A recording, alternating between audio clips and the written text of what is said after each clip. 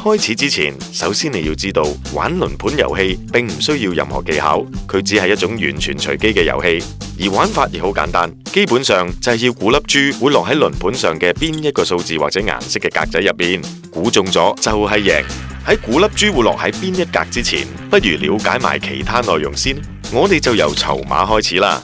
遊戲開始之前，你要先兌換好嗰張遊戲台所用嘅籌碼，同選擇好籌碼嘅面值。仲有喺離開嗰張台之前，記得要將籌碼兌換成現金或者係賭場嘅籌碼，因為嗰啲籌碼只限於嗰張遊戲台上用嘅。有咗籌碼，就係時候了解下點樣落注啦。輪盤遊戲有兩種落注方式，分別係周邊投注同內圍投注。我哋先嚟講下周邊投注啦。周邊投注嘅勝出機率比較高，但相對上賠率就比較低。但要記住，每次轉動輪盤嘅結果都係隨機嘅，冇人可以保證一定會贏。參與周邊投注嘅時候，所有注碼都係放喺投注區嘅外圍，你可以選擇壓住紅色或者黑色、雙數或者單數、大或者細，而每項結果嘅派彩賠率都係1賠1，即係如果你壓住25蚊，你就總共可以拎走50蚊。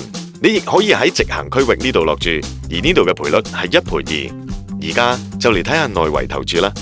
內圍投注嘅勝出機率比較低，但派彩賠率就比較高。最簡單嘅落注方式就係壓住單個數字，好似咁樣，直接將籌碼放喺要壓住嘅特定數字上面。如果壓1蚊，你就有機會贏到35蚊獎金。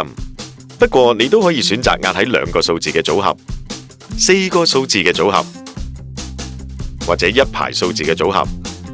咁喺輪盤遊戲入面，又有冇穩贏唔輸嘅技巧呢？事實上，要壓邊個數字係唔需要任何嘅策略嘅，因為你永遠唔會知道粒珠會落喺邊一格，而每一次轉動輪盤都代表咗全新嘅開始。之前嘅結果並唔會影響未來嘅結果。